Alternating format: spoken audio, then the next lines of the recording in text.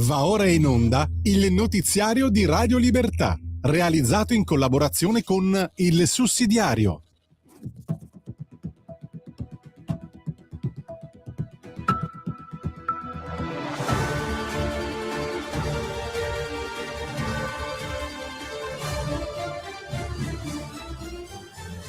Benvenuti al TG di Radio Libertà, in collaborazione con il sussidiario.tv.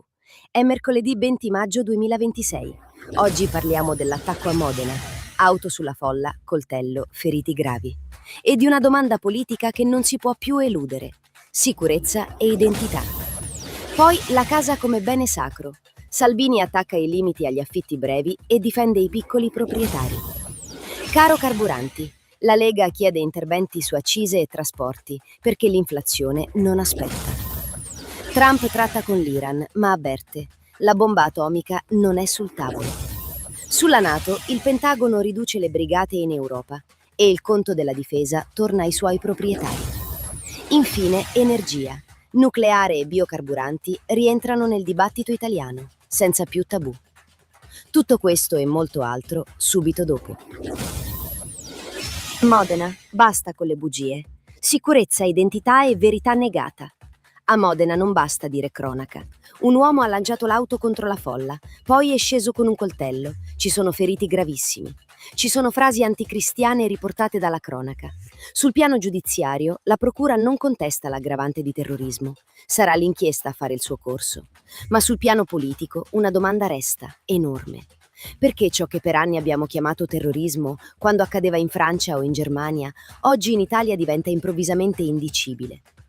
La Lega chiede di rimettere al centro sicurezza, cittadinanza e doveri. Chi colpisce il paese e la sua identità non può essere trattato come se nulla fosse. Basta ipocrisie. Integrazione significa anche rispetto delle nostre regole. La casa non si tocca. Salvini, ognuno del suo appartamento fa ciò che vuole. La casa non è un favore dello Stato, non è una concessione del comune. È lavoro, sacrificio, risparmio familiare. Matteo Salvini lo ha detto all'Assemblea di Confedilizia, attaccando le limitazioni sugli affitti brevi considerate penalizzanti ed eccessive. La frase è chiara: se la proprietà privata è sacra, ognuno del suo appartamento fa quello che vuole. Altra cosa è trasformare il proprietario in un sospetto permanente, in un nemico di classe. La battaglia è politica e culturale.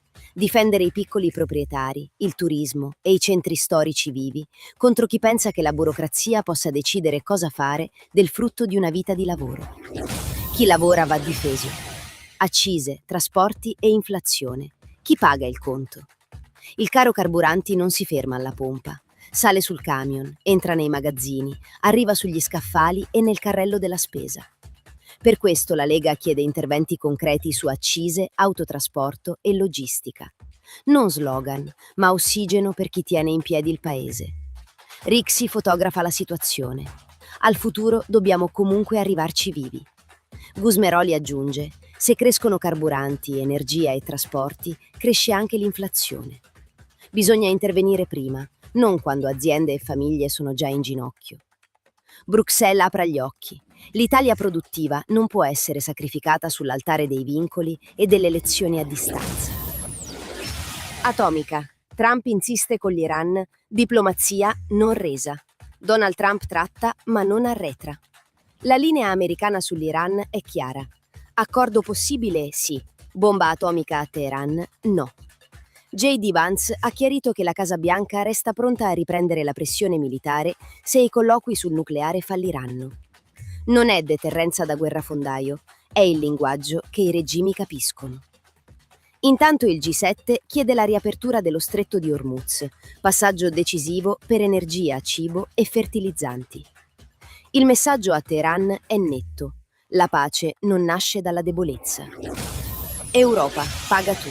America First nella NATO.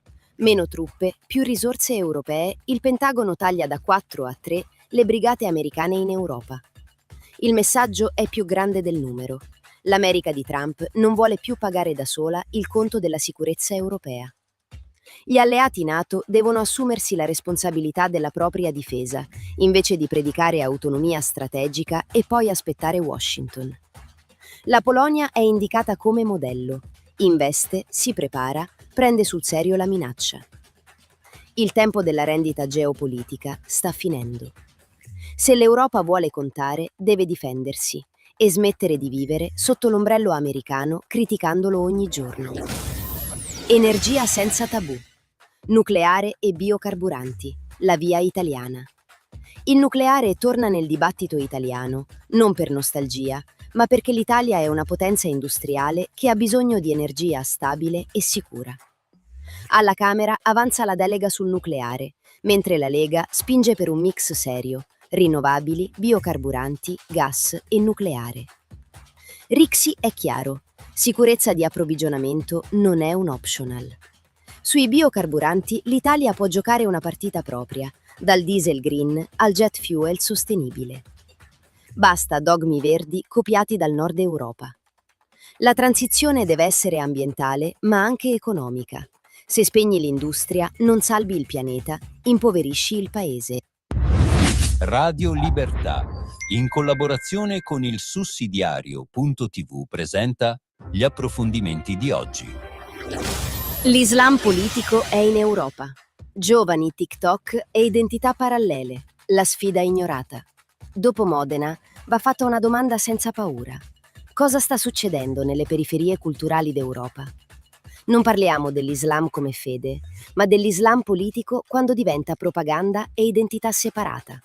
Giorgio Laici, su ilsussidiario.net, avverte: il fenomeno corre sui social, su TikTok e Instagram. Si presenta come ribellione, come appartenenza, e punta ai giovani anche di seconda e terza generazione. L'Europa ha dormito, ha preferito il "va tutto bene".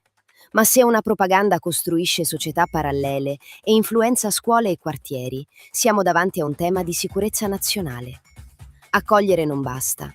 Bisogna pretendere adesione alle nostre leggi e alla convivenza civile. India-Italia, asse per l'Occidente. Industria, energia, geopolitica.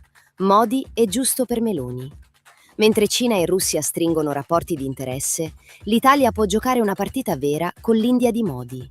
Giulio Sapelli, su ilsussidiario.net, legge il viaggio del premier indiano come il segnale di una potenza che vuole diventare globale. L'India è un contrappeso alla Cina, democrazia enorme, industriale, in crescita, con rapporti solidi con USA e Israele. Guarda all'Italia per industria, difesa, farmaceutica, energia. Sapelli ricorda il corridoio India-Medio Oriente-Europa, alternativo alla Via della Seta, con sbocco mediterraneo. Tra una Cina autoritaria e un'India affidabile e in ascesa, l'interesse nazionale parla da solo.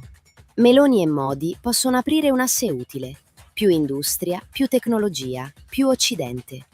E con questo si conclude l'edizione odierna del TG di Radio Libertà in collaborazione con ilsussidiario.tv.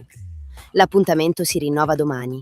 Buona prosecuzione di giornata sulle frequenze di Radio Libertà. Avete ascoltato il notiziario di Radio Libertà, realizzato in collaborazione con il